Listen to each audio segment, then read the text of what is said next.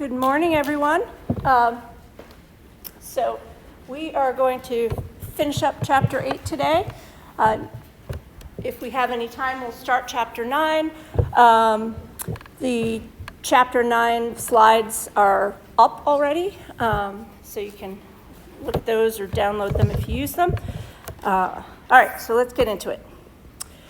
All right, so we said, we have to, when we write chemical equations to describe a chemical process, okay, we have to balance those in terms of the total mass of the reactants and the products, okay, so that we have the same amount of each atom type on both sides. Okay. So once we have a balanced chemical equation, we can use it to figure out useful, practical things. Okay. So, in reality, okay, we measure masses. That's the thing we can measure, okay, in the lab, not moles.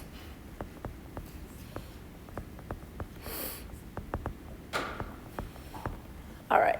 So we have to deal with masses, and again, we have the periodic table that tells us how much each element weighs. We can figure out what the mass of 1 mole of a substance is. Okay, so the basic roadmap for doing stoichiometric calculations, so we're going to be calculating things like, if I start with this much material, how much product can I make? Okay, if I start with this much of one reactant and this much of the other reactant, which one is going to limit how much I can make? How much of the reagent in excess will be left over, or the reactant, okay? So what we're going to be doing is unit conversions over and over and over again, okay? And they're going between grams and moles, okay, of a reactant, okay? And then using the stoichiometric ratio, and this comes from the coefficients in the chemical equation, coefficients, and we've done this in at least 3 labs this semester so far, okay? The limiting reactants lab, in the alum lab, when you had to figure out the yield, okay, and to a certain extent, this week's lab, we talked about how much product could be made, okay? So that's how you're going to get from moles of a particular reactant to moles of a different reactant or product, okay? And then, again, we can always turn that back into grams by using the molar masses, okay? So if we use dimensional analysis and are careful to make sure that we are canceling out the units that we don't want and winding up with the units that we do want, okay? You won't have to memorize, do I divide or multiply by the molar mass in this instance? You just look at, the units, put it in the correct orientation to get the units to cancel, and then you're good to go. All right, so the title of this slide might be a little misleading because the stoichiometric coefficients are how much reacts or forms on a molar basis, but they're not how much reacts and forms in grams, okay? So what we're going to do is we're going to go through and look at a couple of examples where we don't have a integer number of moles to deal with. Okay, so if we have less than half of a mole of oxygen, okay, how much CO2 and H2O can form, and how much CH4 is going to be reacting. Okay, so this is actually the reaction for the combustion of the gas methane. Okay, so that's what CH4 is. This is methane combustion. So you'll notice it looks a little bit like one of the reactions that we balanced at the end of class on Wednesday, where our products were carbon dioxide and water. Okay. So first off, is this reaction balanced? Give it a quick check. Yes or no? Yes. Yes, thank you. All right, because we've got the same number of each atom type on both sides. All right, so if we're starting with 0.46 moles of oxygen, okay, we're going to be using, okay, a conversion factor that we take from the coefficients. So I'm going to put a 1 in front of the methane and in front of the carbon dioxide, okay, just to very explicitly remind us that if you don't see a number there, it's 1, okay? So if I were going to write, you know,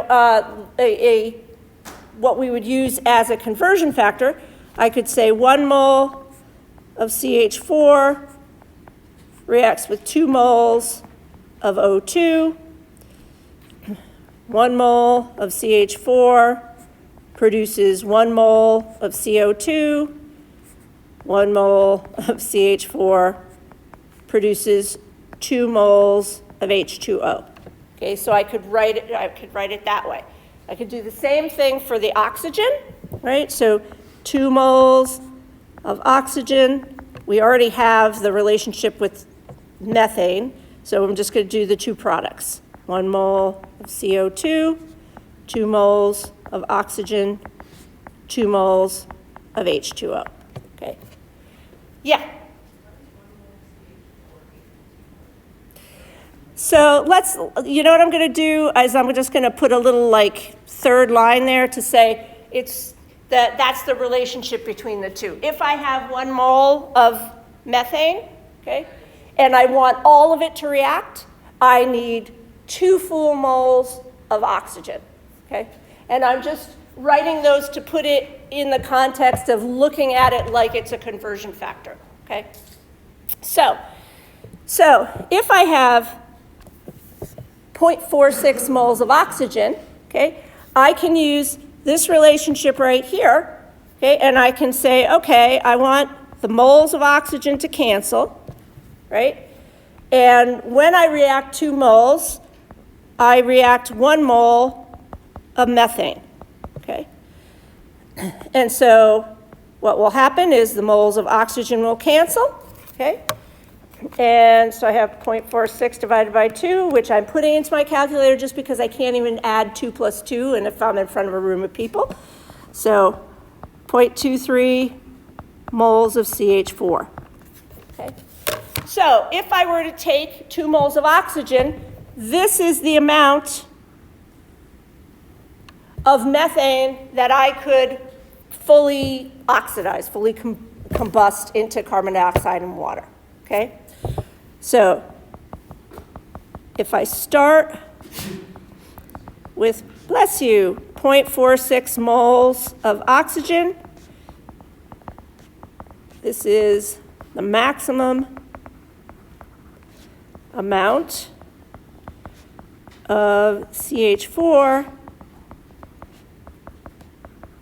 that I could react, okay? And we're going to treat the products the same way, okay? So if I want to look at now how much CO2, all right, I'm starting with 0.46 moles of oxygen, okay? And my chemical equation, okay, tells me that for every 1 mole of oxygen, I can produce, for every, this is not the one I want. There we go. So this should be for every 2 moles of oxygen. Okay, let's put the numbers in the right place. Every 2 moles of oxygen, I can make 1 mole of carbon dioxide. Okay.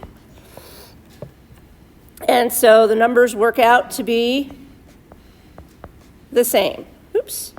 I can make 0.23 moles of CO2. Okay.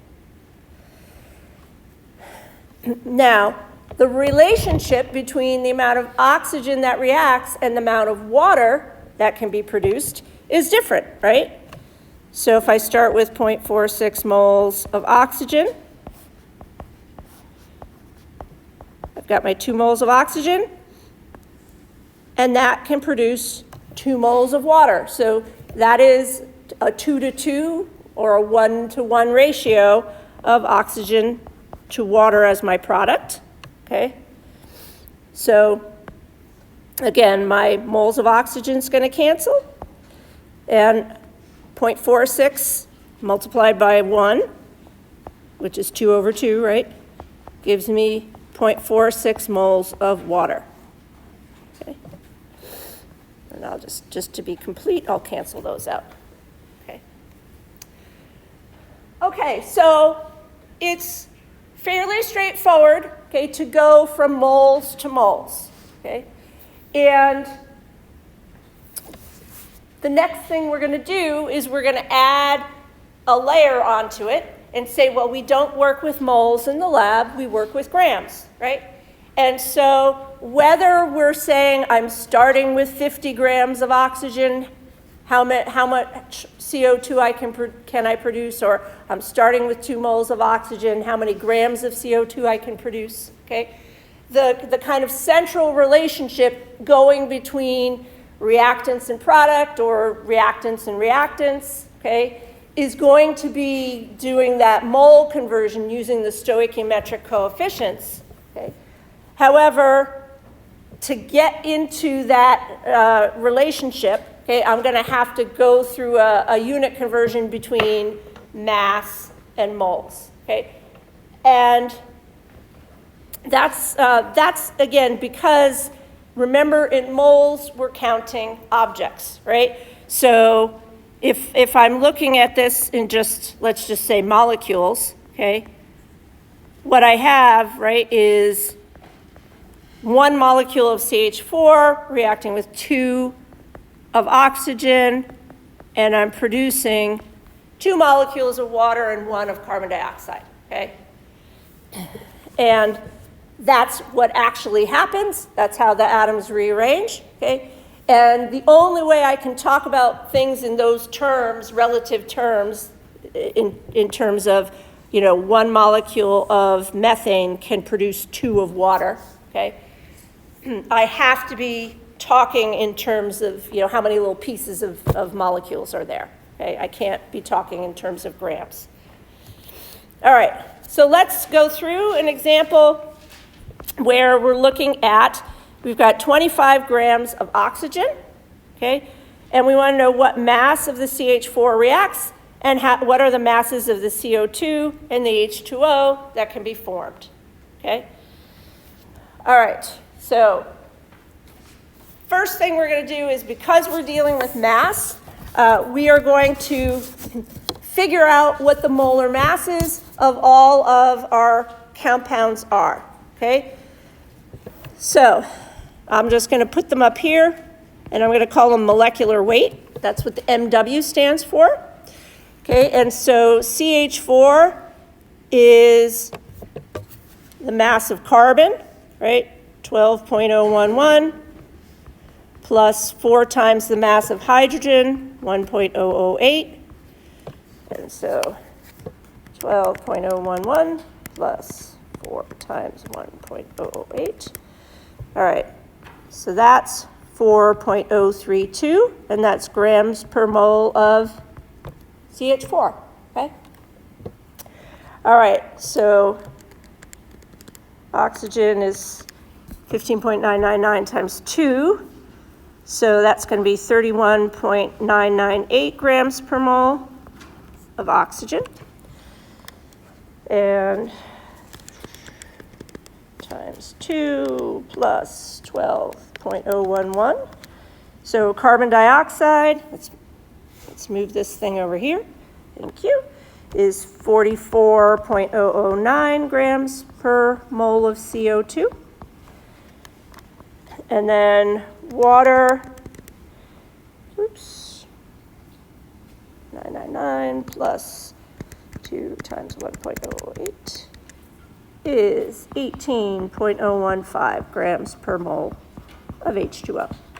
Okay, so whenever we're dealing with grams and we want to figure out stuff from a chemical reaction, we absolutely have to know the molar masses, okay? And we get those again from either we're told what the molar mass is, we look it up, or we figure it out from the masses of the constituent atoms on the periodic table, okay? All right, so we're going to be using, okay, this basic framework, okay? We're starting with the grams of oxygen, okay? So before we can do any comparisons, we have to figure out how many moles that is. How many molecules of oxygen am I dealing with, okay? So we're going to go grams of O2 to moles of O2, okay? Then the next thing we're going to do, okay, is we want to know how much CH4 is going to be reacting. So we're going to go from moles of O2 to moles of CH4. And then what we want to know is how many grams that is. So once we know how many moles of CH4 we have, then we're going to be able to go to grams of CH4, okay? And so those are the three, those are the three, right? 1, 2, 3.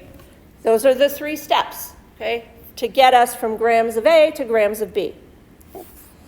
And we're going to do that for all 3 of these things, okay? All right, so first up, we've got 25 grams of oxygen. We're going to, again, put the grams of oxygen on the bottom and the moles on the top. So we've got, for every mole of oxygen, we got 31.998 grams, right? So 25 divided by 31.998, 0.781 grams, moles of O2. And we'll cross out our units. All right, everybody with me there? Okay, so I'm going to give you a minute to, oh, no, I'm not. We're going to go through this one, and then we'll do the next, and then I'll let you do the carbon dioxide and the water on your own, okay? All right, so next up is we've got 0.781 moles of oxygen. How many moles of methane is going to react with that? Remember, we're going to be using our stoichiometric coefficients. So we've got 2 moles of oxygen for every 1 mole of methane. So 0.781 divided by 2 is equal to 0.3905. And my unit is going to be moles of methane. That's how much methane I need to react with that much oxygen. Now, how much does that methane weigh? Moles of CH4 times, we're going to use the molar mass of methane, which is up here, which, I think I put the, hang on, 4 times 1.008 plus 12.011. Yeah, I don't know where this, I know where this number came from. I wrote the wrong number up here, sorry. And the reason I wrote the wrong number is because that's the amount of, that's the amount of hydrogen mass that's in there. So 16.043 grams per mole of CH4. Sorry about that. All right, so this is, we're gonna put the moles of CH4 on the bottom. We're gonna put the grams on the top, right? And that's going to give us 0.3905. It's going to give us a total of 6.26 grams of CH4. All right. Has anybody here driven or rode in an electric or a hybrid car? Yeah, have you ever seen on like the dashboard where you can select a thing on most of them that tells how many, like in the hybrids, it'll tell you like how much carbon dioxide you did not put into the atmosphere, okay? What the computer is in the car is doing is it's figuring out, how many miles did I use, electric or reclaimed, energy, and it's using the miles per gallon of the car to figure out what mass of fuel, okay, you would have used if you hadn't been driving those miles using electricity.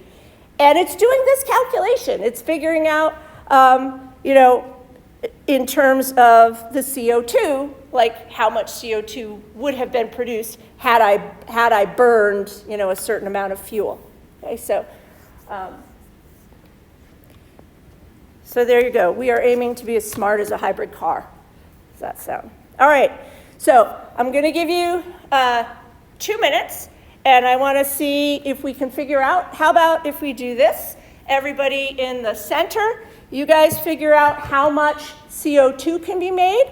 And if you're on the outskirts, you guys are going to work on how much water can be made. Okay? And then we will, in 2 minutes, we'll reconvene and we'll figure out how we did. Okay? All right.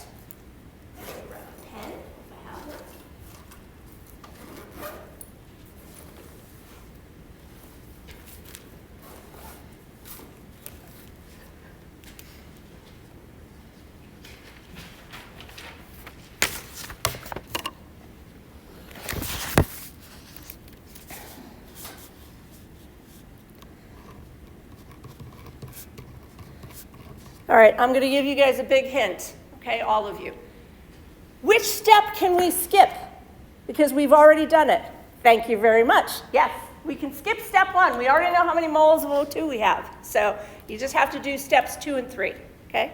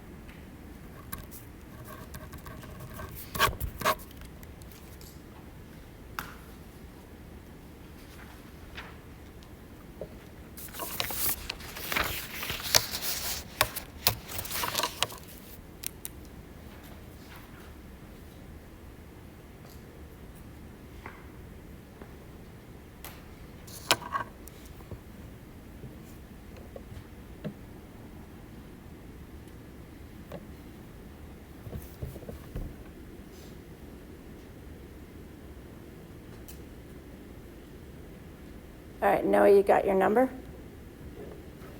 All right.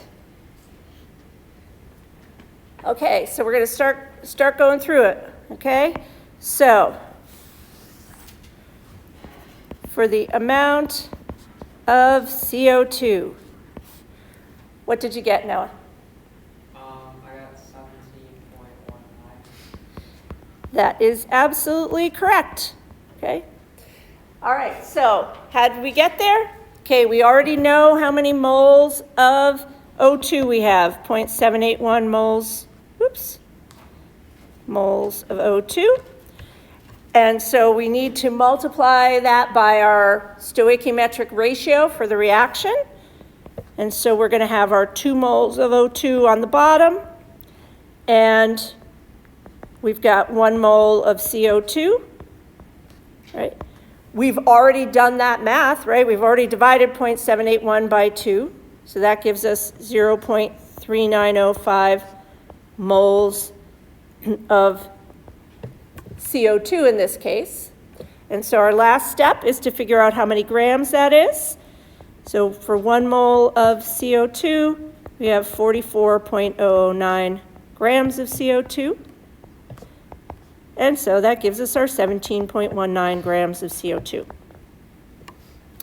All right, and I'm going to tell you that the water is even easier to do, right? Because we have to do even less because there is a 1-to-1 ratio, or here a 2-to-2 ratio, of oxygen to water. Okay, so did anybody wind up with a number for the amount of water that can be made?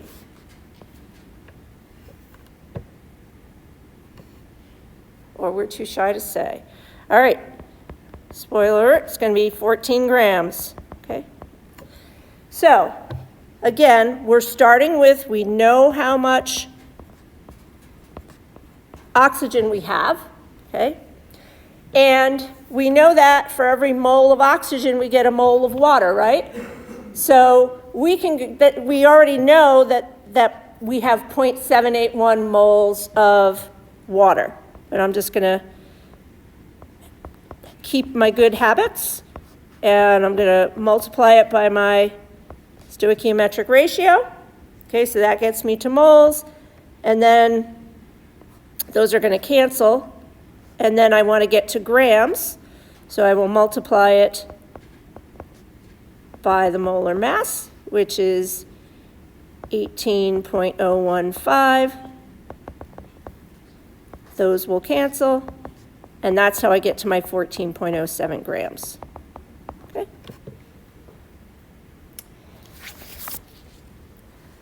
Okay, so we're actually going to be doing this kind of calculation a couple more times, okay? But now we're going to introduce this term, limiting reactants, okay? So we did a lab on this, and hopefully you were able to see and confirm, okay, that when you have one reagent in excess, okay, it's some of those molecules will be left not reacting. Okay, so to put this in more kind of visual macroscopic object terms, okay, let's think about cars. Okay, we have 200 tires and 75 steering wheels. Okay, so let's figure out how many cars we can make total. Okay, so let's first consider the tires. So we've got 200 tires. How many tires do you need to make one car? You need 4, right? So for one car, you need 4 tires. Okay. So how many cars does that equal? It's 50 cars, right? So we can make 50 cars. All right, steering wheels. So we've got 75 steering wheels. For one car, how many steering wheels do we usually have? 1, right? All right, so here we could make 75 cars if we had enough tires, right? But we don't have enough tires to make 75 cars. So what we would say in this case, okay, is that the tires are the limiting reactant. The fact that I only have 200 tires means that I'm limited in the amount of total cars I can make, okay? So if we were writing, making a car as a chemical reaction between tires and steering wheels, right, we would write it like 4 tires plus 1 steering wheel makes 1 car, right? And those numbers would be our stoichiometric coefficients. Okay, so the other thing that we could, think about is if I make as many cars as I can make, how many steering wheels would be left over?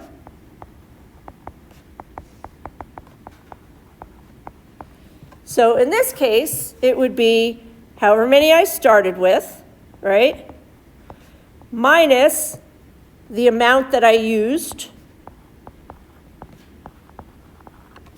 So this is how many I started with minus the amount that's used.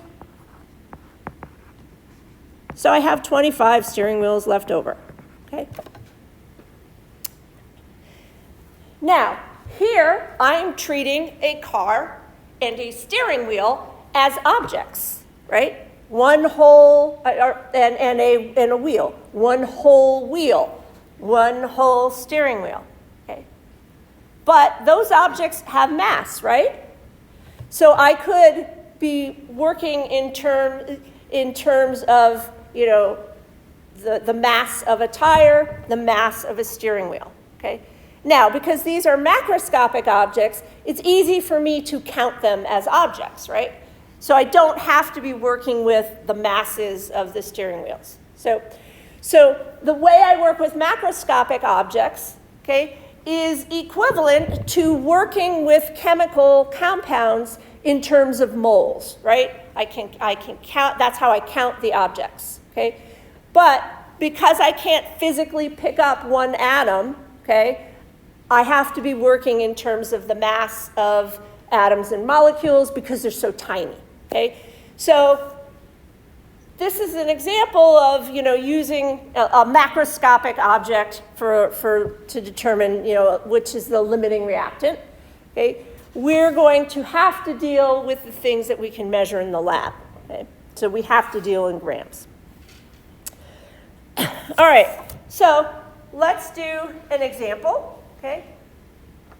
And in this case, okay, what we want to know, okay, is here we have a chemical reaction.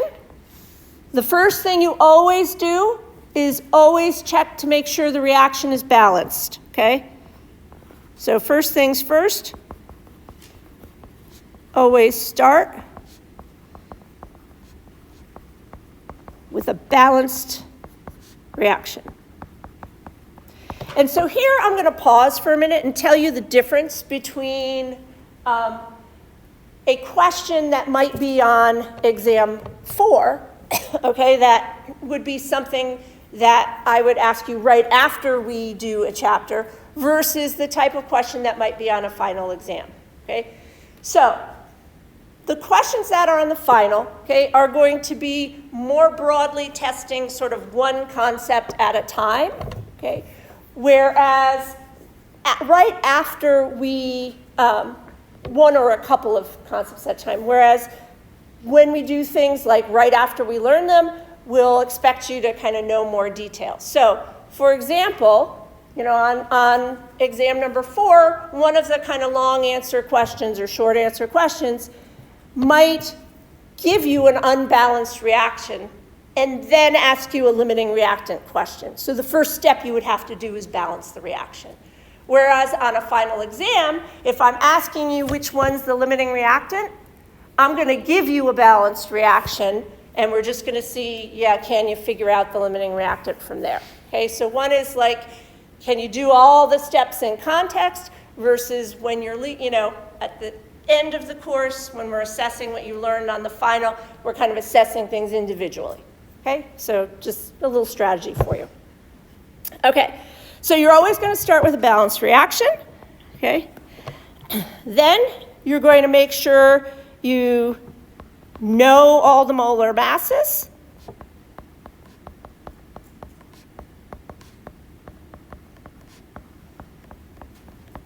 Okay, and here they're given to you. Okay, so that's easy, or more convenient, let's say. Okay, and then you're going to figure out how many moles do I have of each reactant.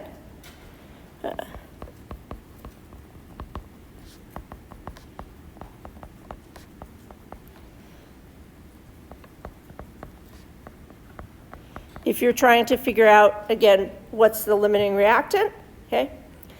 And then based on the number of moles of each reactant, okay? Given the number of moles of each reactant, how much product could you make?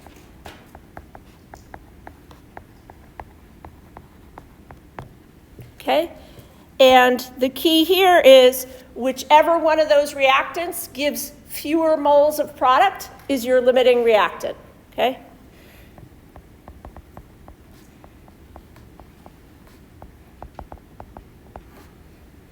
Fewer moles of product,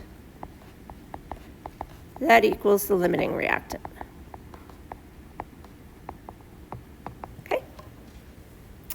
All right, and so, but the question here again is how much of a product can be formed, okay?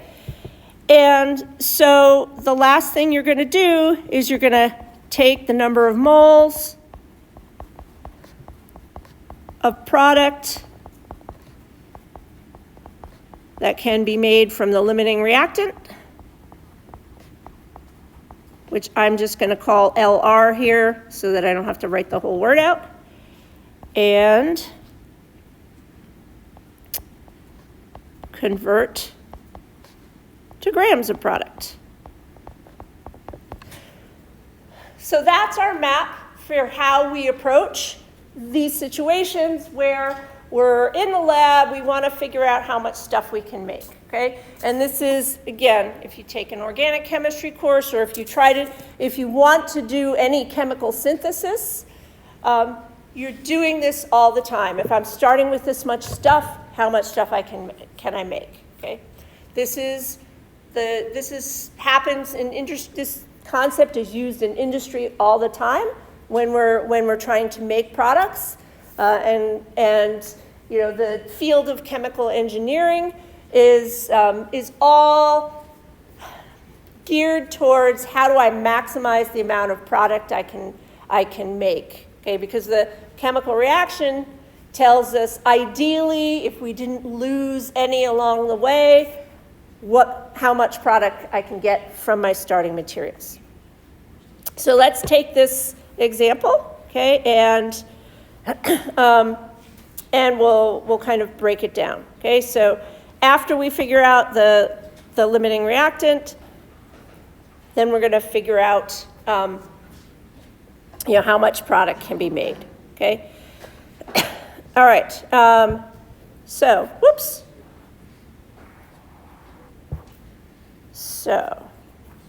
if we've got, let's see, 100 grams of Fe2O3 and 50 grams of carbon.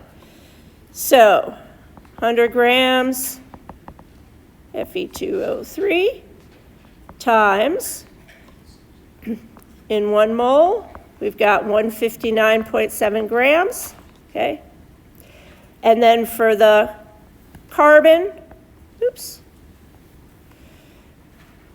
in 1 mole of carbon, we've got 12.01 grams. All right, so this tells us the number of moles of the reactants we have, right? So 100 divided by 159.7 gives me 0.626 moles of reactant, and then 50 divided by 12 is 4.16 moles of carbon, okay? Now, here I have stoichiometric coefficients that are not 1, right? So to figure out how much product I can make from each, okay, so I'm going to take my 0.626 moles of Fe2O3 and I'm going to use those stoichiometric coefficients. So I've got 2 moles of Fe2O3 makes 4 moles of iron, okay? Okay, so 4 divided by 2 is 2, right? So 0.626 times 2. So that makes 1.252 moles. All right. And for the carbon, 4.16 moles of carbon. For every 3 moles of carbon, I can make my 4 moles of iron. All right, so 4 divided by 3 is 1.3 times 4.16. So I can make 5.55 moles given the amount of carbon I have. Okay, so which is my limiting reactant here? Is it my Fe2O3 or is it my carbon? Which one gives me fewer moles of product if I convert it all?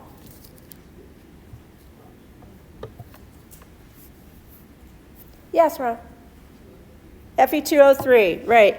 So this is my limiting reactant, okay? All right, so now, okay,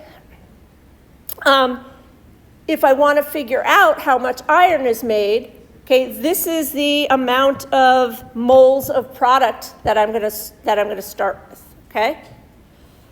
So if we go here, okay, and so there's my 0.626 and my 4.16, okay. All right, so I'm going to take this number, 1.252 moles of iron, okay, can be made, okay, and just ignore that. And so for every 1 mole of iron, we get the molar mass from the periodic table of iron. So the molar mass is 55.845, and that is grams of iron. So 1.252 times 55.845. So I can make 69.92 grams of iron. Okay. Yes, Ron?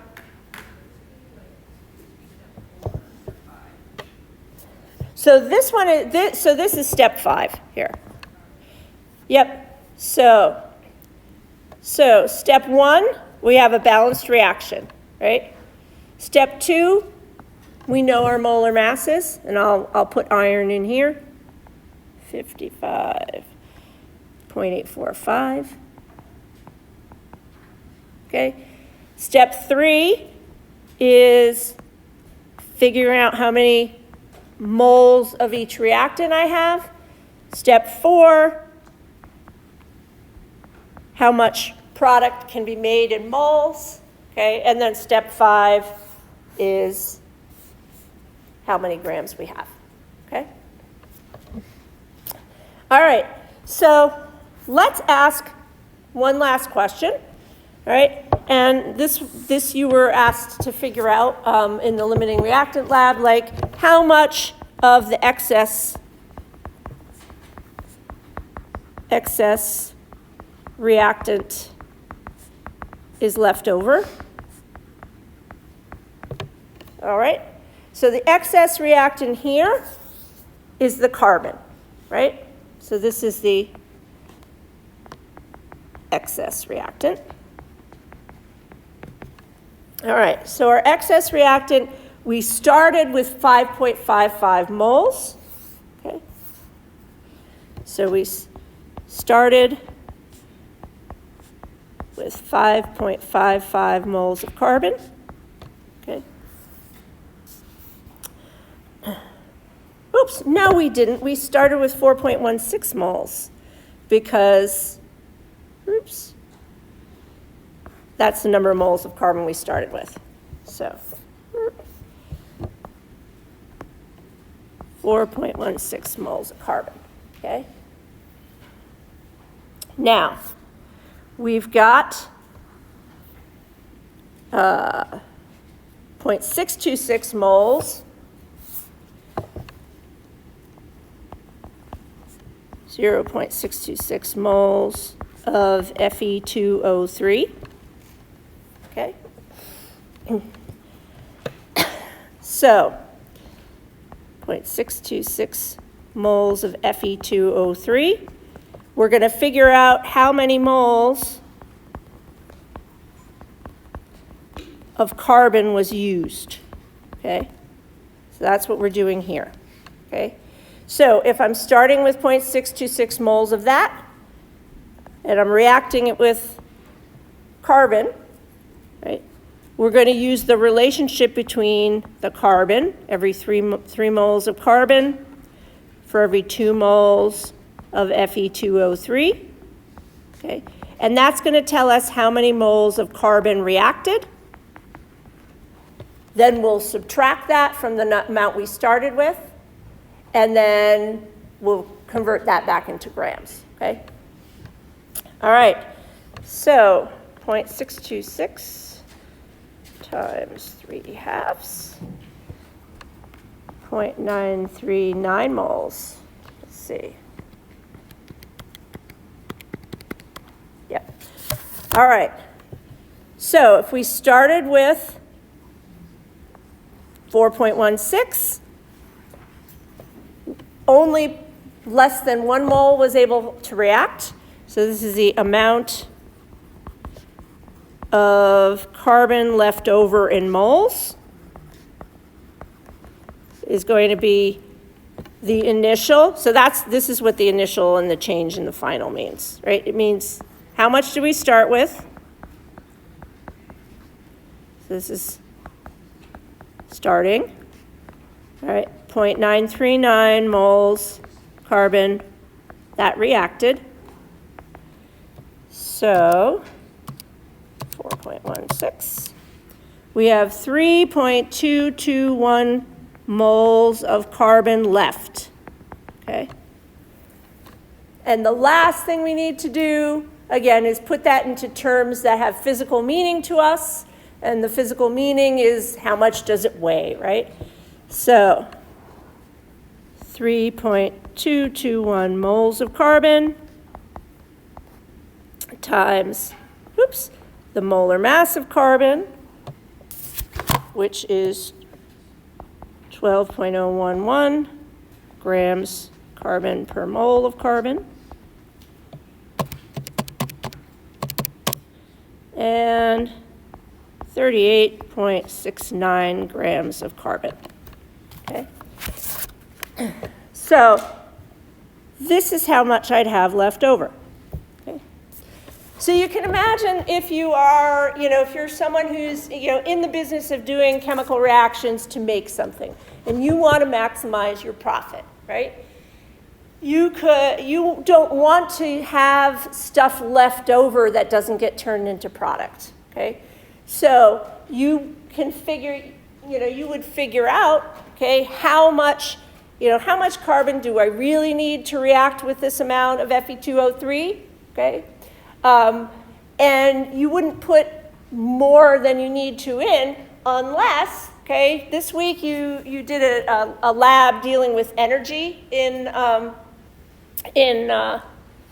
lab this week. What you'll find if you continue to study chemistry is that there are some reactions that can go in either direction, and there's something called equilibrium.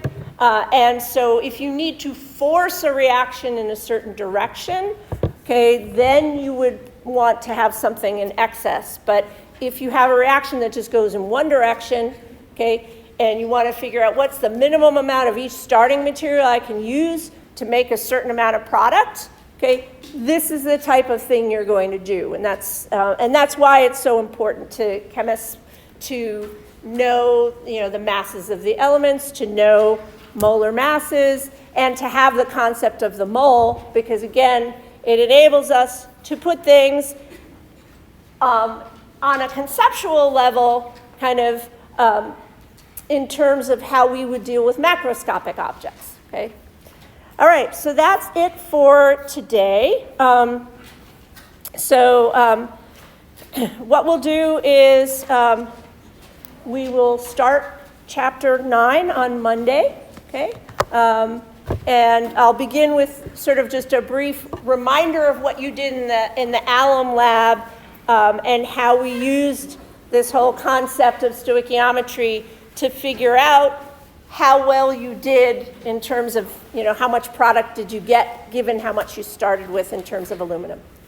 All right, have a great weekend, everybody. Enjoy the sunny day today.